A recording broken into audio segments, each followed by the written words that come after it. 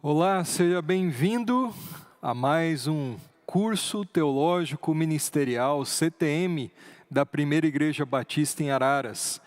E nós vamos iniciar um novo módulo. Vamos falar hoje sobre a doutrina do Espírito Santo. Uma doutrina muito rica de conteúdo, com muitas controvérsias, muitas posições. Certamente você tem questões, perguntas acerca do Espírito Santo, de pneumatologia, e nós queremos ir para a palavra de Deus, para a teologia e responder a essas questões. E nós vamos começar hoje a primeira parte falando sobre a personalidade e a divindade do Espírito Santo. Depois nós teremos outras partes desse módulo, onde veremos sobre a obra do Espírito e assim por diante. Então, acompanhem comigo a lição de hoje. E o primeiro ponto que nós vamos ver é sobre a personalidade do Espírito Santo. Eu coloquei aí essa frase, esse pensamento que diz assim: o Espírito Santo não é uma força ou energia impessoal, um poder abstrato em ação no mundo, como um vento, ou ainda uma manifestação de Deus, como alguns creem. A Bíblia ensina claramente que o Espírito Santo é uma pessoa. Por que começamos a falar sobre a personalidade do Espírito? Porque há muitos entendimentos equivocados, errados, que dizem que o Espírito Santo não é um ser pessoal. Ou seja, ele não é uma pessoa com quem nós podemos nos relacionar no nível de intimidade. Para algumas linhas teológicas, o Espírito Santo não passa de uma energia, de uma força impessoal, aleatória, que age no universo. E nós começamos a pensar aí que a Bíblia Sagrada revela o Espírito de Deus como um ser pessoal. Olha só o que diz Sproul: a Bíblia revela o Espírito Santo não como uma força abstrata, como por exemplo uma energia elétrica, ou como eu já disse, como um vento, apesar da Bíblia usar a metáfora do vento ao Espírito Santo, mas ele não é um vento, um poder ou uma coisa, mas como ele, ou seja, um ser pessoal. O Espírito Santo é uma pessoa, uma personalidade, inclui inteligência, vontade e individualidade. Uma pessoa age por intenção. Nenhuma força abstrata pode tensionar fazer coisa alguma. Nós já vamos ver sobre essas características da personalidade do Espírito Santo, que tem intenção, que planeja, que tem vontade, que tem personalidade. Uma força, uma coisa, não possui personalidade, não possui vontade, não possui intenção. Mas o Espírito Santo possui, portanto, nós vemos aí aspectos de um ser pessoal. Riley, ele diz o seguinte: a negação de sua personalidade, da personalidade do Espírito Santo, ter o Espírito Santo como pessoa, a negação disso, ocorreu ao longo de toda a história da igreja. Nós não vemos isso só nos tempos modernos. Algumas seitas, algumas linhas religiosas que classificam o Espírito Santo como ser impessoal, como uma coisa, como uma energia, como uma força.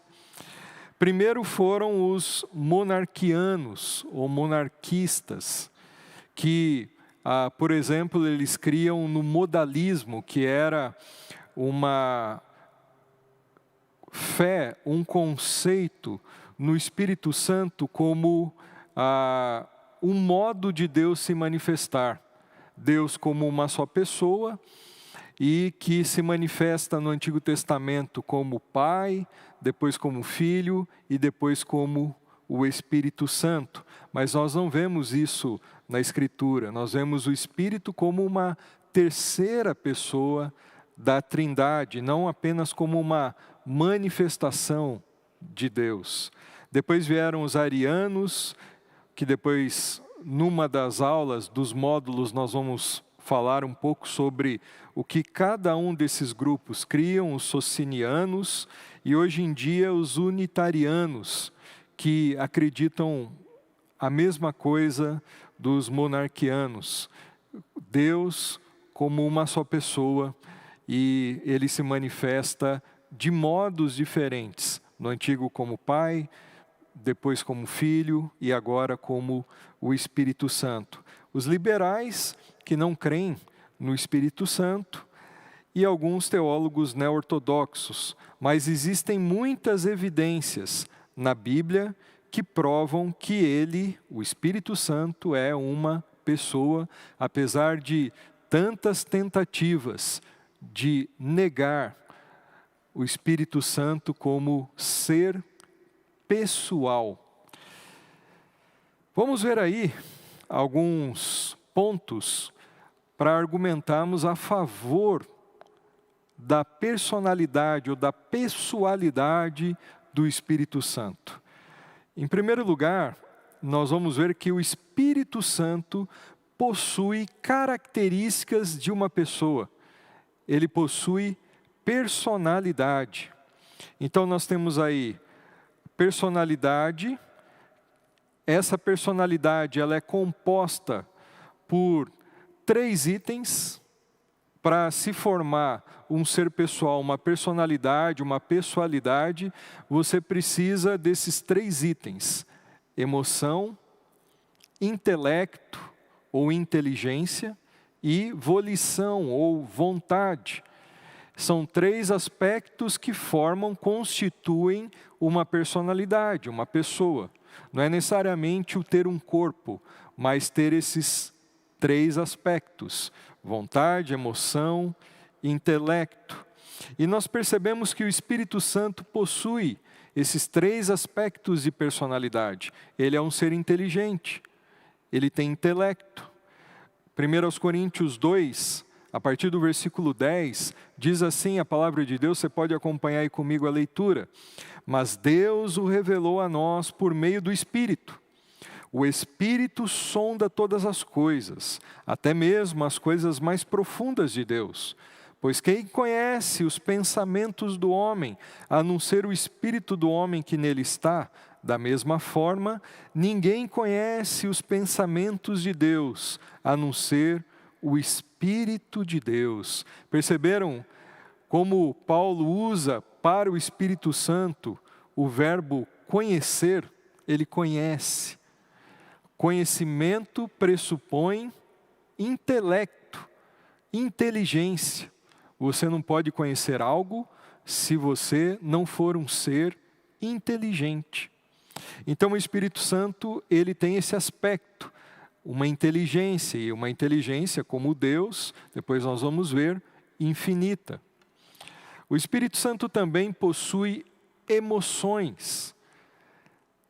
Paulo aos Efésios, no capítulo 4, verso 30, ele diz: não entristeçam o Espírito Santo de Deus, com o qual vocês foram selados para o dia da redenção. Não entristeçam o Espírito. Se Paulo, ele coloca esse mandamento, então existe uma possibilidade de, dependendo da maneira que eu viver, a forma que eu estiver agindo, isso pode causar tristeza no Espírito Santo. Ora, uma força não tem intelecto, uma força impessoal, uma energia cósmica, um poder, não possui emoções, não tem o poder de sentir. E nós vemos aqui o Espírito Santo podendo sentir, tendo emoções, podendo ser entristecido. Isso é um aspecto de personalidade, como você, que é uma pessoa, você pensa, tem intelecto e você sofre, você ri, você tem sentimentos, você tem emoções, você é uma pessoa. E o Espírito Santo, ele tem volição ou vontade. 1 Coríntios 12, 11 diz assim, a palavra do Senhor, você pode acompanhar. Todas essas coisas, porém, são realizadas pelo mesmo e único Espírito, e Ele as distribui individualmente a cada um como quer. O apóstolo Paulo, no contexto, está dizendo sobre dons espirituais, que são aquelas habilidades extraordinárias que nós vamos ver mais para frente, nesse mesmo curso de pneumatologia, que o Espírito Santo distribui aos salvos, aos crentes em Cristo Jesus, para que eles utilizem esses dons para a edificação da igreja de Cristo. E Paulo está dizendo que o Espírito Santo, ele realiza. Aí já está falando de vontade, aí já está falando também de intelecto, um plano para ser realizado. Ele fala aí que distribui, e agora ele fala como quer. O Espírito Santo, ele distribui os dons espirituais como ele quer. Como ele quer significa conforme a vontade dele. Ele deseja, ele quer, ele tem uma vontade, e assim ele age conforme o seu querer. Então notem, os 3 aspectos que constituem uma personalidade, nós encontramos na palavra de Deus, no Espírito Santo. Intelecto, vontade e emoções. Uma outra coisa que nós vamos ver, que argumenta em favor da personalidade do Espírito Santo, é que a Bíblia utiliza pronome pessoal masculino para o Espírito Santo. Acompanhe agora o raciocínio comigo. Quando nos referimos sobre pessoas, usamos pronomes pessoais, tais como eu, tu, ele, ela. Quando falamos sobre coisas, usamos isto ou aquilo. A Bíblia se refere ao Espírito Santo como ele, ou seja, um ser pessoal e espiritual, mas nunca como uma coisa. Então nós vamos observar um texto daqui a pouco, dentre outros que nós poderíamos alistar, que a palavra do Senhor coloca o Espírito Santo, quando se refere ao Santo Espírito, como uma pessoa, coloca pronome pessoal masculino, ele. O Espírito Santo não aparece como uma coisa, porque aí seria isto, esse, aquilo, mas como ele, um ser pessoal. Uma diferença para você entender é você olhar essas duas figuras. Como que o pronome pessoal faz diferença para você identificar uma pessoa. Por exemplo, você tem aí essas duas figuras, a primeira figura de um senhor, esse senhor se chama Ford. Sim, isso mesmo, ele é o Henry Ford, criador da indústria automotiva Ford, que você conhece, talvez você tenha um carro dessa marca. Então, para se referir ao Ford pessoa, talvez você falaria, ele, o Ford, está construindo um carro novo. Agora, você tem Ford, coisa, carro. E aí quando você vai se referir a um carro, a uma coisa, Ford, você fala isto, aquilo. Você não usa necessariamente a mesma referência. Ele, Ford, o homem Ford, a pessoa e o produto, a coisa. A Bíblia nunca chama o Espírito Santo de coisa, ou nunca usa pronome identificando o Espírito Santo como um objeto, como uma força impessoal, mas como ser pessoal. O texto que eu queria compartilhar com vocês é João 16, 13, que diz assim, olha só bem claramente o que Jesus fala sobre o Espírito Santo. Quando vier, porém, o Espírito da verdade, que é uma expressão acerca do Espírito Santo, ele vos guiará a toda a verdade, porque não falará de si mesmo, mas dirá tudo o que tiver ouvido, e vos anunciará as coisas que hão de vir. A gente só pegou ele aí, mas nós poderíamos usar outros argumentos nesse mesmo versículo para enfatizarmos sobre a personalidade do Espírito Santo. É ele, é uma pessoa, um pronome pessoal masculino. Então isso vai na contramão daqueles que colocam o Espírito Santo como coisa, como força, como se fosse, por exemplo, aquele filme, aquela série premiada Star Wars, A Força Está com Você, como se fosse algo cósmico, uma energia no universo. O Espírito Santo habita em nós, a força do Espírito está em nós, mas ele é um ser pessoal, ele mesmo como pessoa habita em nós. Nós vamos falar sobre a habitação do Espírito no crente. Ele interage conosco, ele é um ser pessoal, ele é a Trindade manifesta em nós, que se relaciona conosco. O Espírito interage como uma pessoa. Ele age, ele interage como uma pessoa, como eu e você. Claro que ele é uma pessoa divina. Por exemplo, ele faz tarefas, ele tem atividades de uma pessoa que uma força, uma coisa não pode fazer. Ele ensina. A Bíblia fala em João 14, 26, mas aquele Consolador, o Espírito Santo, que o Pai enviará em meu nome, esse vos ensinará todas as coisas e vos fará lembrar de tudo quanto vos tenho dito. Notem o que Jesus fala aí, o Espírito Santo vos ensinará. Quem ensina? Uma pessoa, um professor, alguém que tem inteligência, alguém que tem a capacidade de se comunicar, de se expressar.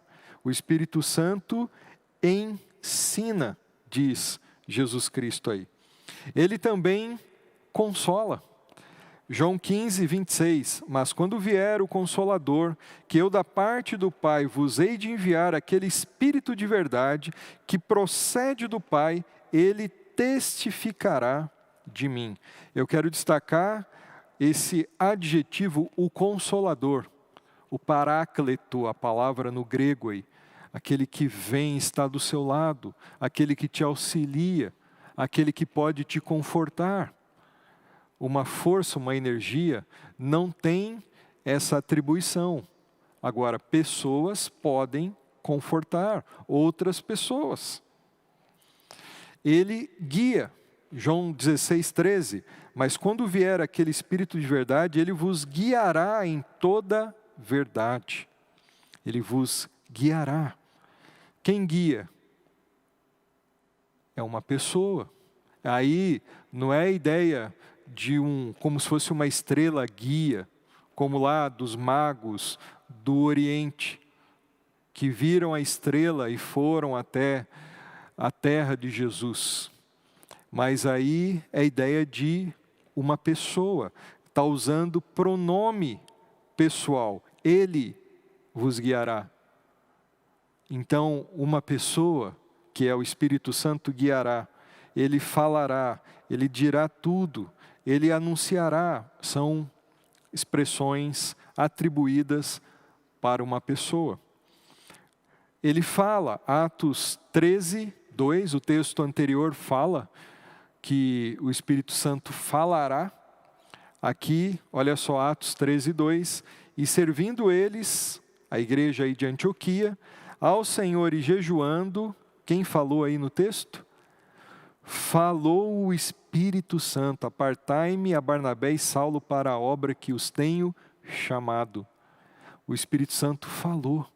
Quem fala? A energia, a força? Não. Uma coisa? Não. O Espírito Santo fala. O carro Ford fala? Não. Mas o Ford, Henry Ford, pessoa, fala. Ou falava. Ele intercede. Romanos 8, 26. E da mesma maneira também o Espírito ajuda nas nossas fraquezas, porque não sabemos o que havemos de pedir como convém, mas o mesmo Espírito intercede por nós com gemidos inexprimíveis. Vamos falar mais em outros módulos, em outras aulas sobre pneumatologia, sobre essa obra da intercessão do Espírito. O que eu quero só destacar aqui é essa pessoalidade do Espírito Santo que intercede, que roga por mim. Só uma pessoa pode fazer isso. Se colocar entre mim e Deus, vir ao meu favor, ter compaixão de mim, sentir as minhas dores, como o texto de Romanos propõe, e orar por mim. Orar, meus irmãos, demanda, pressupõe inteligência, razão. Você pensa a oração. Ele intercede. Ele testemunha. Só uma pessoa pode testemunhar ou testificar. A palavra testificar aí é a ideia de confirmar. Nós vamos ver sobre esse ponto aqui também lá na frente. Eu só quero falar sobre a personalidade do Espírito aí. Ele interagindo como um ser pessoal. Romanos 8,16. O próprio Espírito testemunha ao nosso espírito que somos filhos de Deus. Ele atua em nós, ele confirma, ele afirma, ele testifica. Isso é uma função de uma pessoa e nós vemos essa marca no Espírito Santo. Creio que você percebeu bases sólidas bíblicas, argumentos abundantes aí, existem outros, para nós concluirmos que o Espírito Santo não é a força, não é uma energia, não é uma coisa, não é um poder impessoal, mas ele é um ser pessoal, ele tem personalidade, ele se apresenta um ser pessoal com o qual nós podemos nos relacionar. E um ser que se relaciona com seres inteligentes, como os seres humanos. Agora nós vamos, para concluirmos essa aula, nós vamos estudar sobre a divindade do Espírito Santo. Vimos sobre ele ser uma pessoa. Há dúvidas, há questionamentos sobre ele ser uma pessoa. Vimos que, por meio da Bíblia, que a palavra de Deus argumenta a favor da personalidade, agora da divindade do Espírito. O Espírito não é só uma pessoa, o Espírito é uma pessoa singular. O Espírito é Deus, ou uma das três pessoas da Santíssima Trindade. Olha só o que diz o teólogo Ryrie. Ele diz assim: o Espírito não é apenas uma pessoa, é uma pessoa singular, pois é Deus. Ele não é uma pessoa como nós, seres humanos, ele é Deus. Provas de personalidade não são necessariamente provas de divindade, mas provas de divindade também são provas de personalidade. Se Deus é uma pessoa e o Espírito também é Deus, então ele também é uma pessoa divina. Vamos ver isso aí em alguns pontos que eu trouxe para vocês. Em primeiro lugar, nós olhamos para a Sagrada Escritura e percebemos que o Espírito é chamado na Bíblia de Deus. Ele é chamado de Deus pela palavra. Olha esse texto, percebam aí a relação de Atos, colocando o Espírito Santo como Deus. Então disse Pedro: Ananias, por que encheu Satanás o teu coração, para que mentisses ao Espírito Santo? Olha aí, vamos percebendo, mentisses a quem? A pessoa do Espírito Santo, reservando parte do valor do campo, conservando porventura não seria teu, e vendido não estaria em teu poder, como pois assentaste no coração esse desígnio? Olha agora, conclusão, não mentiste aos homens, mas a Deus. Perceberam a relação? Para o autor aqui de Atos, Lucas, ou seja, um texto inspirado por Deus, mentir ao Espírito Santo é mentir a Deus. O Espírito é Deus. Um outro texto paralelo a isso aqui, que nós vamos estudar mais para frente, falar sobre a blasfêmia do Espírito Santo, o que é isso. Mas lá, blasfemar, maldizer o Espírito Santo, é a mesma coisa de blasfemar contra Deus. Inclusive é um pecado imperdoável. Então, esse texto aqui de Atos 5, como esse outro texto que fala sobre a blasfêmia contra o Espírito Santo, nós poderíamos concluir que o Espírito Santo é Deus. O Espírito Santo possui atributos divinos, características divinas. Nós já vimos uma aula sobre os atributos de Deus, está na internet, está no YouTube, você pode procurar para você ver o que significa um atributo. Atributo é uma qualidade pessoal, são características de um ser, de uma pessoa. E o Espírito Santo possui características, qualidades perfeitas de Deus. Então nós observamos o primeiro atributo aí, que é a eternidade. É um atributo de Deus. Hebreus 9,14 diz assim: quanto mais o sangue de Cristo, que pelo Espírito eterno se ofereceu a si mesmo, imaculado a Deus, purificará das obras mortas a vossa consciência para servirdes ao Deus vivo. Notem, o autor de Hebreus se refere ao Espírito Santo como o Espírito eterno. Então, esse é um atributo divino que nós vemos a palavra de Deus colocando o Espírito Santo como alguém que tem eternidade, alguém não criado, alguém que está sobre o tempo, alguém que não tem começo, alguém que não tem fim. E na eternidade nós poderíamos colocar autoexistência, autossuficiência, um ser que existe por si mesmo, sem a necessidade de nada fora dele, alguém que existe eternamente. Apenas Deus tem esse atributo de eternidade absoluta. Nós temos uma eternidade relativa, que Deus compartilhou conosco, e nós possuímos essa eternidade a partir do momento que nós recebemos a Cristo como Salvador, a vida eterna. O Espírito Santo possui onipresença, é um outro atributo divino que a Bíblia relaciona ao Espírito Santo. Diz assim, o Salmo 139, para onde me irei do teu Espírito? Ou para onde fugirei da tua presença? Se subir ao céu, tu aí estás. Se fizer no Sheol a minha cama, ou na sepultura, eis que tu ali estás também. Se tomar as asas da alva, se habitar nas extremidades do mar, ainda ali a tua mão me guiará, e a tua destra me susterá.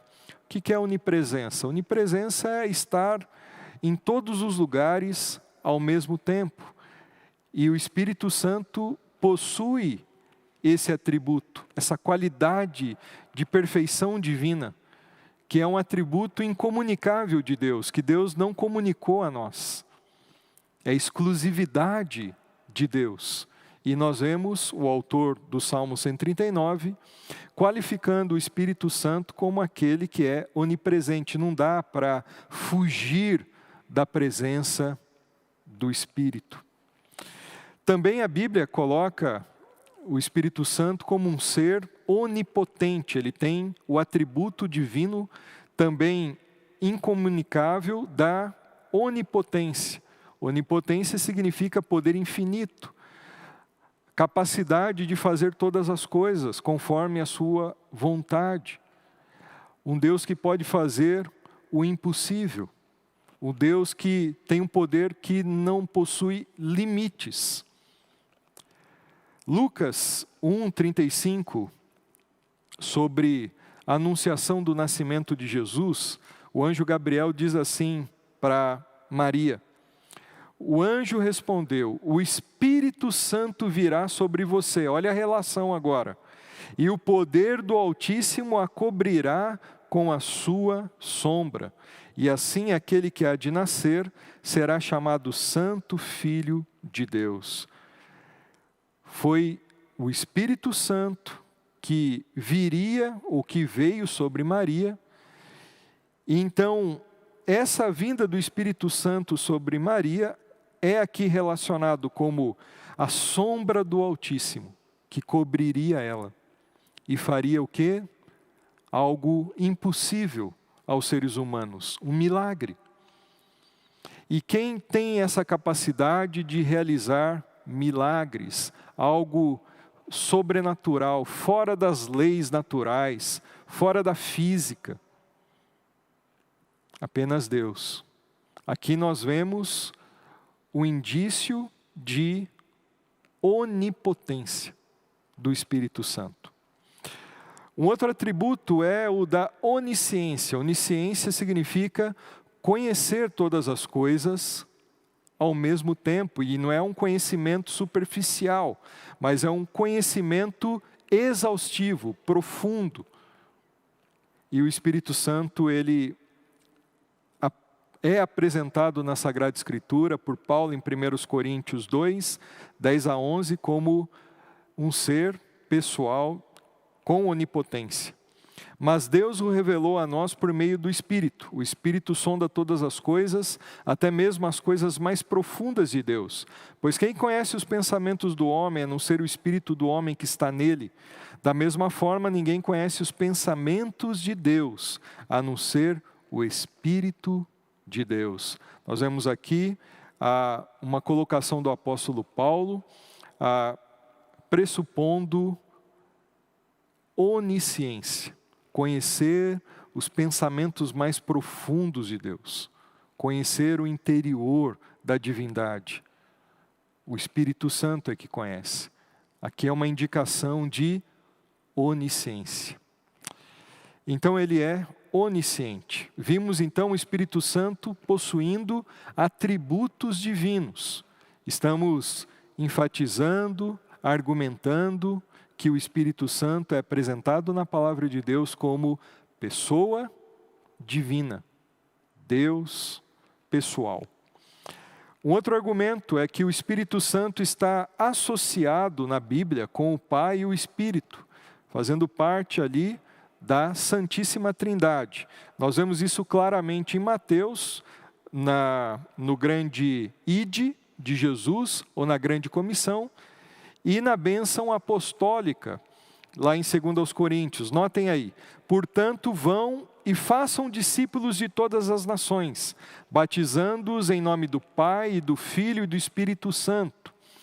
Paulo diz: a graça do Senhor Jesus Cristo, o amor de Deus e a comunhão do Espírito Santo sejam com todos vocês. Notem como esses textos relacionam, associam as três pessoas da divindade numa só essência.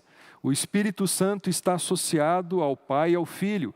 E aí nós poderíamos observar que de uma forma igualitária. Ontologicamente, ou seja, o estudo do ser de Deus, o Espírito Santo, o Filho e o Pai estão em pé de igualdade, mesmo poder. os mesmos atributos. Não há diferença entre essas três pessoas. O Espírito Santo não é inferior, não é menor. Na trindade econômica, que dentro da teologia é uma doutrina que explica, por exemplo, a obra da redenção, como ela é feita, há uma hierarquia, uma submissão do Espírito Santo em relação ao Filho. Mas ontologicamente, ou seja, nas questões do ser de Deus, da natureza de Deus, o Espírito Santo não está abaixo, não é inferior. Ele é coigual em essência, em substância, nos seus atributos, com o Filho e com o Pai. O Espírito está envolvido na criação com o Pai e o Filho. Nós vemos na Bíblia, em Gênesis, Deus criando no princípio os céus e a terra. E disse Deus, haja luz. Depois lá em João vai dizer que esse falar de Deus, essa palavra que Deus disse, é o Filho, é o Verbo, é Cristo participando da criação. Mas nós vemos o Espírito Santo também. Gênesis 1:2, era a terra sem forma e vazia, trevas cobriam a face do abismo, e o Espírito de Deus se movia sobre a face das águas. O Espírito Santo se movendo na criação, trazendo forma para o caos, para as trevas, para aquilo que estava ainda em formação. O Espírito Santo está envolvido no processo de inspiração da Escritura. Quem que inspirou a palavra de Deus? Foi Deus. Ela foi soprada, theopnestos, a palavra grega, soprada por Deus, veio de Deus. Mas nós vemos o Espírito Santo agindo nesse processo de inspiração da palavra de Deus. 2 Pedro 2,21, pois jamais a profecia teve origem na vontade humana, mas homens falaram da parte de Deus, impelidos pelo Espírito Santo. O Espírito Santo participa de uma obra divina, que é a criação de todas as coisas, e também a inspiração da palavra de Deus, assim como ele está sobre a face do abismo, das águas, e ali atuando com a trindade na criação do universo, de todas as coisas, ele está agindo sobre os homens, os autores da Escritura. Nesse processo de inspiração da Bíblia é aquele que impele, supervisiona todo o processo da inspiração, de tamanho ou de tal maneira que aquilo que aqueles autores, 40 autores escreveram, foi exatamente aquilo que Deus queria revelar a todos nós. E isso se deveu a essa ação do Espírito Santo na vida desses homens escolhidos para escreverem a palavra de Deus. Queridos, estamos terminando então essa primeira parte de pneumatologia. É uma doutrina extensa e vamos ter várias aulas ainda para frente. Hoje então fica aqui esses 2 pontos: personalidade ou pessoalidade do Espírito e divindade do Espírito Santo. Creio que ficou claro para você. Você pode se aprofundar nesse estudo e no próximo estudo em pneumatologia nós vamos estudar sobre a obra do Espírito Santo, ou pelo menos nós vamos começar a falar sobre as obras do Espírito, habitação, selo, regeneração, os dons, o fruto, enfim, tem muita coisa para nós conversarmos aqui. Deus abençoe você, um grande abraço.